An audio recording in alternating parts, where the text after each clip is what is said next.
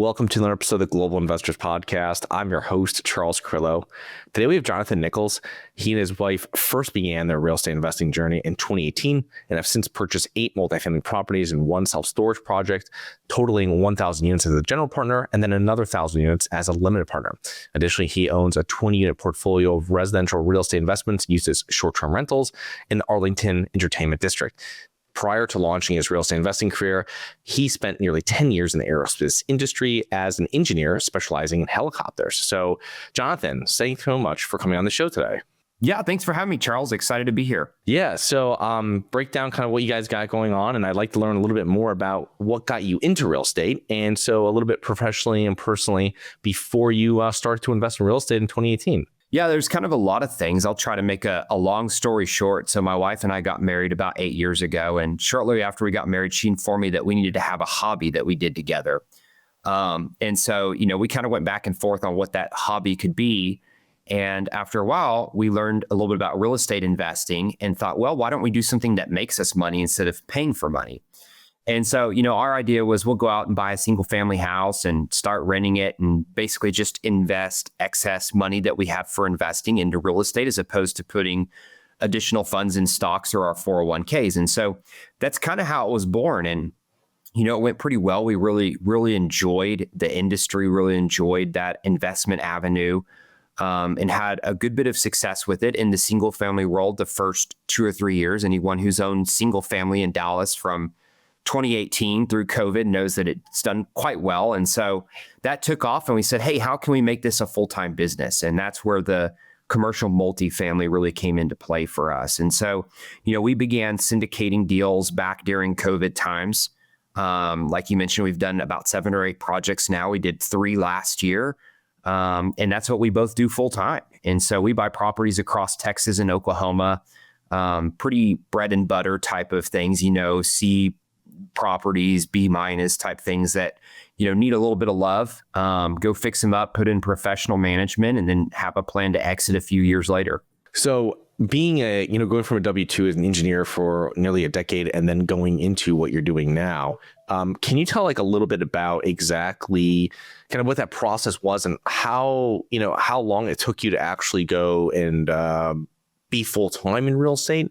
And then a little bit about how that mindset as being an engineer becoming a real estate investor. Yeah, I think there was a couple of things. I always kind of had the desire to be an entrepreneur. It's something that was always in the back of my mind. So even though I went to school for engineering, for some reason, it always just piqued my interest of owning my own business. The challenge in the aerospace world is it's a very, very difficult industry to start your own business in, unless you're Elon Musk, perhaps. And so, I always kind of wondered, what's the feasibility of actually starting a business in this industry? And one of the things I really was attracted to with real estate is that there's a pretty clearly defined blueprint in my mind of how to be successful as a real estate investor. Many people have done it before, and your likelihood of success is significantly higher having a business in real estate as opposed to a lot of other industries like aerospace. And so that's one of the things that as I began learning more about real estate that really drew me into it. I like a lot of the components of being an entrepreneur, controlling my time, working hard, not having a limit on what I can accomplish compared to the corporate world. And so those were a lot of things that I found particularly attractive, both about being an investor and an entrepreneur. Interesting. So you touched on a little bit before, but can you give us a little bit more in depth of kind of what your current real estate investment strategy is? You're talking about some C and B- class properties. What markets are you really looking at within Texas? And then what kind of size properties, vintage, stuff like that do you guys usually target? Yeah, so it's changed a little bit over time. Early on, we'll say the first 3-ish so years, 4 years we were investing in multifamily, we really spent a lot of time focusing on tertiary markets around Texas and also Oklahoma. So think markets like College Station, Oklahoma City, Tulsa. Last year, we bought a property in Lubbock. We bought a property in Abilene.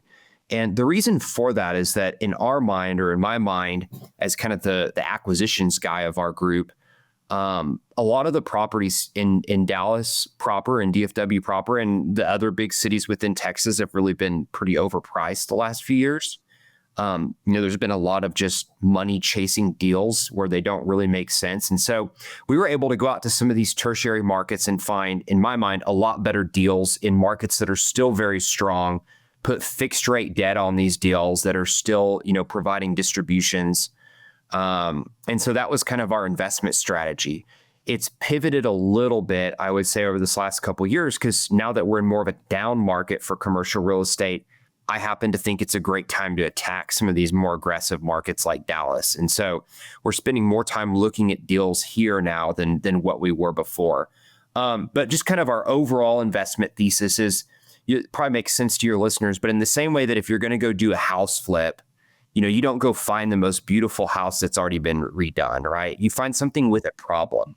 And so as investors, the way you create value is solving problems. And so, we look for properties that, maybe they haven't been renovated. They've been owned by mom and pop owners for a number of years. Maybe they don't have professional management running them.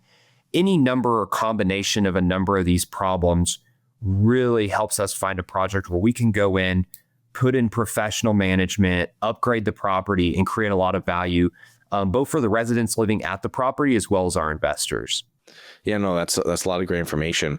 When you mentioned tertiary markets, this is something that obviously with every investing strategy, there's pros and cons. Can you kind of outline a little bit what you would consider? I mean, pros, I imagine you're getting a discount on the property versus being in a primary market, right? Secondary market. But the thing is that what are some of the cons of working and how you guys have kind of mitigated that risk? Because if this is part of your investment criteria and your strategy, I imagine you figure out a way of kind of limiting that downside when going into these markets. Yeah, so I would say, you already mentioned a couple of the other pros. Usually things are trading for a higher cap rate, which translates to better cash flow. And although we didn't necessarily fully realize it at the time, the ability to have fixed rate debt on properties a few years ago that we still now have, where, a lot of operators in the larger cities are being forced to sell. They have, bridge loans coming due or very high floating rate debt to deal with. We don't really have those problems. And so that's been the big pros. The cons to smaller markets is a couple fold. Probably the biggest one I would highlight is management. You really need to have a good management partner in place to run these properties. And so, in Dallas, if you pick a bad property management company and you have to fire them, there's 75 others you can go interview and choose from. And some of these smaller markets, you may not have as many options. And so really making sure you have the management piece dialed in. We have a couple markets where we've had really great managers, and we've had one or two where, we struggled right off the bat because, we had poor management and we had to make changes to that, and our options were somewhat limited. And so that would be one of the cons is management. I would say the second one that's more holistic of the business is investors, right? If you send out a pitch deck for a deal that's in Dallas, everyone's excited about that. You can always make the numbers and stuff look good on a deal. People did it for a long time. And so, they're excited about deals in a hot market like Dallas. Whereas like, if I tell you, hey, we've got a great deal in Lubbock or Oklahoma City, may not be as excited about that. The big thing that helped us overcome that objection is being successful on our first couple projects, right? So we close them. We start doing high distributions. They're doing well. Word gets out that they're doing well. And then that's kind of what builds trust with other investors to come into projects in those locations. So one thing I see there is that I would have thought one of the cons, obviously property management wasn't what I was exactly thinking, but the other one would be that maybe you don't have much demand. Do you have as much demand as if you were in a bigger market? I mean, how have you found it with your vacancies throughout being in these different tertiary markets? Yeah, it's interesting. So it's market dependent, right? Because we're in several markets, but we have a couple of them. Oklahoma City and College Station come to my mind immediately. So, and I don't know where obviously all your listeners are located, where they've invested, but Dallas has been flat rent rates for about 2 years now. Austin has been negative. In College Station, we've pushed rents 4% last year, and we're pushing 4% this year. In Oklahoma City, we're at 4% year over year rent growth. And so, yeah, the demand in those two particular markets has been very strong. In Lubbock, it was a little bit of a different story, I would say. It's a bit of a softer market. One of the things I don't like about that market is that everyone offers big concessions. So historically, I've not been a big concessions guy, and in Lubbock, to play the game, you got to offer concessions and you need to include that in your underwriting. And so it's been a little bit softer. Obviously, the pro is that we were able to find a deal there at just an incredible basis. And so that kind of offsets, it does offset, a lot of the negative headwinds you have with the rental market. So it's market dependent, but, we've had some that were just fantastic and others where we've had to pivot. I think, in Dallas and Austin, especially Austin, I mean, the amount of new inventory product on the market, has just I wouldn't say decimated, but has pushed rents down dramatically, over the last few years. Dallas, I don't know if pushed it down that much, but it's like you said, it's been flat for years. So it's, I guess one of the things too in a tertiary market is you're not having to compete with so much inventory coming on the market that you would have in one of these larger markets. That's kind of one thing I would see, which would keep it a little bit less volatile when you're, doing your underwriting and when you're owning the property. Yeah, agreed. Do you have money sitting in the stock market and you're worried about it? Or worse, you have money sitting at the bank, not keeping up with inflation? My name is Charles Carillo, founder and managing partner of Harborside Partners. And since 2006, I've been investing my money and my family's money into income-producing properties. These are real assets, real properties with real addresses that produce real cash flow. At Harborside Partners, we provide passive investors who love real estate with a turnkey investing solution. If you want to put your money to work in real estate but can't find deals, don't have the time to get funding, and the last thing that productive people want to do is manage real estate. We find the deals, we fund the deals, and we manage the tenants, the termites, and the properties. Partner with us at investwithharborside.com. That's investwithharborside.com. Go to investwithharborside.com. If you love real estate, you like the idea of passive income, and believe that income-producing properties will appreciate over time, go to investwithharborside.com. That's investwithharborside.com. So you guys use third-party managers.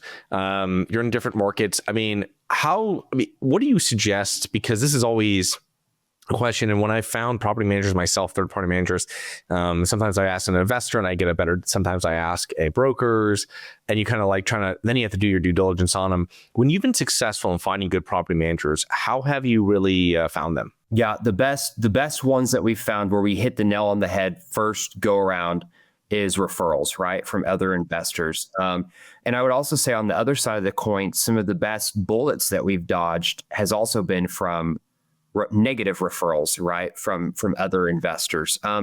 Any one of these property management companies that's in business, they know how to answer the questions, right? They know how to get on the phone, talk to sponsors, explain the nuances of their business. And so referrals has been number one. Obviously, if you find a good manager, for example, we have a really great management company we work with in Oklahoma City. And so I really keep my eyes peeled for deals in that market because I know I have that in place and I really like working with them a lot. And so referrals is definitely big. The other thing that I would say is that I think a lot of times investors think of PMs as either good or bad. It's kind of a binary thing. I see it as a bit more of a spectrum. And so in my mind, a perfect scenario is if you own your own management company, you can control everything and do everything just how you want, right? And a lot of larger sponsors do that through vertical integration. The next step down is having a really good management partner that you work with on multiple deals. You really like them a lot. And obviously you can go to the other end of the spectrum of they're really horrible and there's no way to work with them. And we've definitely seen management companies like that before.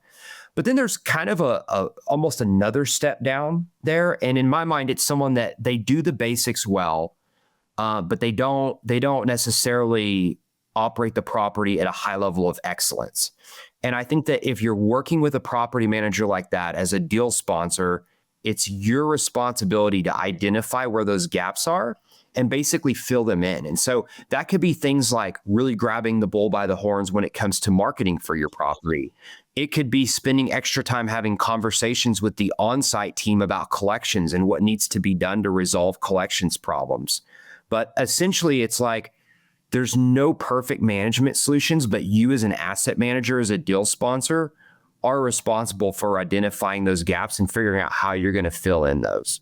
No, the marketing is always something I found that with a lot of the property managers, I wouldn't say all maybe, but the majority of the property managers we've worked with, they're good, but they usually are subpar when it comes to marketing. And, you got to really keep that, especially if you have larger property, you got to really keep that marketing cranking, you know what I mean? To get people and get those people in there. And it's like like on Mondays and stuff when we're getting reports in from property managers on what happened with people that are in this, that are in the pipeline for getting renting and where they came from. I mean, it's like I had this before with a portfolio of my own properties, and it was it was just so difficult to, I would say, tell me when something is ready to go. And then I would have somebody, our VA or someone else, or put it out and really get it moving. You know what I mean? And I just find marketers oh yeah, we put up an ad, and we're kind of waiting for. There's not as much rush to get people in the door to see the property. You know what I mean? I agree. And one thing that I think is missing, this might be useful for some of your listeners that are our sponsors, that have these kinds of challenges, is one of the things that we've seen, consistently with our third party PMs is, kind of a deficiency in the marketing, like you were mentioning. And, in engineering school, we take a grand total of 0 classes in marketing. So I kind of had to figure all this out, on the job, so to speak. And so one thing that we've seen is a lot of third-party PMs, their marketing people don't have a good feedback loop. And what I mean by that is that they don't assess what's actually working on the property. So, they'll be good about going out and just spending money across all the platforms, Google, apartments.com, Zillow, whatever you want to name, but they're not good about measuring how effective each of those channels are. And so one of the things that we do in our weekly asset management meetings is we have our PM track where each lead comes from. They're on the phone. How did you hear about us? Okay, jot that down. How did you find us? And then, we'll track those leads all the way through to leasing. So we don't just know where does each lead come from. We know where our ultimate leases come from, because you could get a lot of unqualified leads from one channel and less leads from another, but that other channel is the one that actually gives you the leases. And so tracking that information and then honing in your marketing plan specific to that property in that market is really important. And if one, you want to get top of market rents and stay occupied, but also you don't want to burn $1 million in marketing dollars. Yeah, no, that's a lot of great information. We do the same thing. And then, sometimes you're turning off marketing, you know what I mean? It hasn't resulted in leases or resulted in qualified tenants and stuff like that. So it just depends. And I've really found out too, I don't know if your markets are pretty close to each other. I don't know if it's changed where we at some of our properties will use one platform and not use another. And we've had that before where we're turning one off. And that's when you're really getting down to it, because you're really figuring out where people in this area, in this submarket or whatever, are utilizing to find apartments, where they're going to live and where they look. Yeah, no, that's pretty normal. I mentioned we started a project in Lubbock last year. And one of the features we had is we had basically a double marketing budget for year one of our ownership. And part of that was because we were doing a big lease up. We were taking over that project at 65% occupied. So we wanted a lot of marketing dollars. But another reason for that was because it was our first time in that market, we needed a little flexibility to kind of dial in which channels worked and didn't work. And so, after about 6 months, we were able to kind of have a pretty good idea. And then, close some channels down, maybe even spend more dollars on some other channels, but dial it in, which gave us a better marketing budget with a lot of effective leads. Well, that's a lot of great information. So you're spending a lot of time in asset management. It's a really important role, obviously, working with that property manager that works well for that property. What are some of the other important responsibilities of being a successful asset manager outside of the marketing piece? The most important thing is hiring great people, right? So that comes obviously with picking the right company, the right third-party management company, but also the on-site staff that are working there. We've probably most of your listeners have been in a corporate type job before. I can tell you in the world of engineering, you can have 2 engineers sitting side by side, same, level, same pay grade, and one's literally doing 3 times what the other is. And so, in the world of property management, you want to get the one that's doing 3 times the work, that cares about their job, shows up, does a good job, goes the extra mile, that kind of thing. And so, that's the most important thing, is your people and taking care of your people. I would say probably a close second is really tracking clearly what's going on your properties, which is why, I reference the weekly meetings, the KPI reports that we go through, because it's really hard to solve problems if you can't identify where it's coming from and you don't know where your property is. And so those would be probably the two most important on my list, I would say.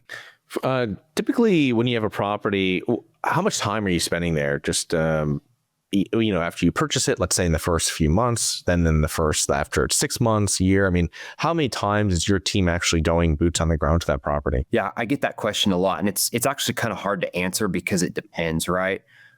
So what I tell my investors is that generally speaking, I don't want to say that we've 100% done this, but generally speaking, I want to be on site, myself or my wife Paula, who actually leads our asset management for our group. I want to be on site once a month at properties. And so, for us, we kind of have a rule that we invest in locations where we have the ability to drive there and back within the same day. That's our radius of investment. And so that's about a 5-hour stretch for me. No more than that, and even then, we're obviously usually spending night at those places, but we could go there and back in the same day if we needed to. And so that's kind of the boots on the ground on-site piece. What I would say though, is that it really depends on the project. So, kind of just to go back to the same one I was talking about, the Lubbock project we took over. It was our first super heavy value add project. We purchased the property at an incredible discount, but 65% economically occupied, mom and pop owners of 35 years, multiple down units, no management on site. Like we started staffing from basically zero, in a large property, 170 units. And so we actually rented an Airbnb in Lubbock and we moved out to Lubbock for about 3 months during the turnaround of that property until we had our PM in place, our on-site going well, and our occupancy, at 90%. We basically spent all our time there. And so, it's kind of two totally different ends of the spectrum, right? If something's running well, I think a once a month visit to check on things is appropriate. And if it's not, whether by design or not, you need to put the time and effort into to get it where it needs to be. Yeah, no, that makes perfect sense. Wow, 170 units, no on-site management. I mean, that's is your work cut out for you on the property? They did, but all of them were gone by the time we closed, and so that was the kicker, right? So we were kind of, here's the keys, walk in, no one's there, basically day one. Jeez, starting from scratch, right? Yeah. Yep. And now we have a really great team there that there's fantastic. So 7 years, real estate investor. I mean, what are some of the lessons you've learned or expensive mistakes, let's say, that you've made as a real estate investor over those 7 years? One of them, we've been pretty blessed. Our GP deals, our general partnership deals that we've sponsored have done pretty well through the downturn the last couple of years, which I'm really thankful for.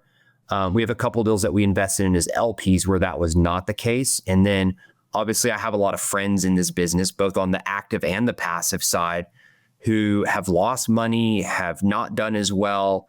And I think that going back, say during 2020, 21 timeframe, as a newer sponsor on deals at that point, I had a lot of doubts, a lot of questions in my head of like, am I doing things the right way? I'm going to these other markets, I'm using different debt products. And I think it's really taught me, like, for me personally, rely on the skills and rely on what I've learned, both as an engineer and now obviously with several years of experience as an investor. And don't necessarily just take someone's opinion or thought just because they seem like they're good or they're big or they know what they're doing. Really think through these problems and come to the conclusion yourself. And I think that probably would have saved people a lot of heartburn on their investing journey the last few years. Going forward, I've never really had the desire to have a $1 billion real estate portfolio. I know some people go into this and they're building out huge companies and that's fantastic. For us, we like to have a good team with people that we like to work with, and we like to do projects when we're ready for them, when they make sense, right? So we're not forced to go do another project or, where we have to make a payroll to go do another project. We do projects on a one-by-one basis as we find them, and we like what we're seeing. So in my mind, that's what investing is about. Yeah, that's one of the things is that if you become one of those like a deal machine syndicator, then at that point, really, you're just you're just doing deals to acquisition fees to keep lights on and pay people. You know what I mean? And you don't want to be a passive investor if you see that happening. You know what I mean? You want the deals I've done the best in passively investing have really been almost with small groups that like do deals one off here, one off there. It's usually their own money. You know what I mean? The majority of it's their own money, kind of almost like a family office with like a couple guys type thing. And I found out that that better. I mean, in the sense of like, they're like, oh, you know, we're real estate, you know, this is what we do. But the thing is that it's just kind of like, it really has to fit in this box. And if it doesn't fit in this box, then like, we're not doing it. Like we don't need this to pay the bills. You know what I mean? And that's a different situation. Yeah, no, I agree. I think that's part of the conundrum that people went through, particularly with large companies, is like, you know, we have to hit payroll, we have to hit something. Also, you know, when you have larger companies, it's great to have teams and people and all that. I'm a huge, you know, advocate of that, but you can have a disconnect. So, you know, your acquisitions guy, your analysts are not communicating the risks and stuff with the project to leadership or vice versa, right? So like, hey, you know, we're getting this loan at 85% LTC, and this means that we're buying this property at a 4 cap. What happens if our buyer 5 years from now does not have access to this same level of debt? What does that do to the valuation on the property? And those are the kinds of questions that I think some people were not asking a few years ago that really came back to bite them. But at the same time, like, you know, being sophisticating, having people on your team so you're not a one-man band. And for us, part of that is partners on a deal-by-deal basis, like our third-party management, our other, you know, GPs that have joined us on deals.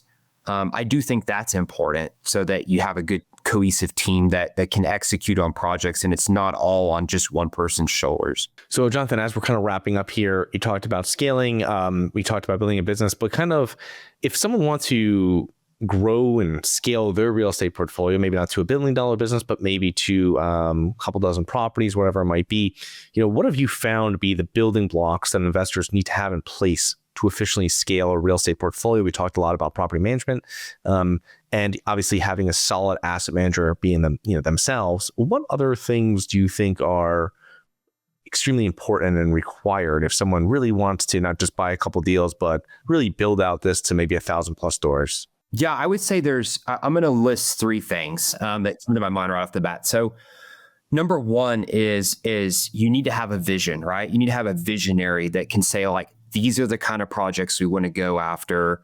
And that person's usually the sales kind of person on the team. And it's funny because I'm the person that does most of that for our team, right? Like I look at the markets we're going to go into. I talk to our partners that join us on deals. Like I said, we do partners we partner with other GPs on a deal by deal basis. So every single deal is a sell to those people, right? It's not like they're an employee where I'm like, you will do this. I have to convince them to join along with our investors and team members. And so having a visionary that can kind of see things ahead of time. I think the second thing is be really strong in acquisitions, specifically in risk assessment. You know, a lot of times you think of engineering and you think of being able to run numbers. A lot of people can run numbers on a spreadsheet for multifamily. It's not that complicated, to be completely honest, but the ability to make good assumptions and assess risk is where the money's really made in this business, right? So where are cap rates going to be? What's going to happen to rent growth? Can I really operate on this lean of a budget? Those kinds of questions are the ones where the money's made or lost.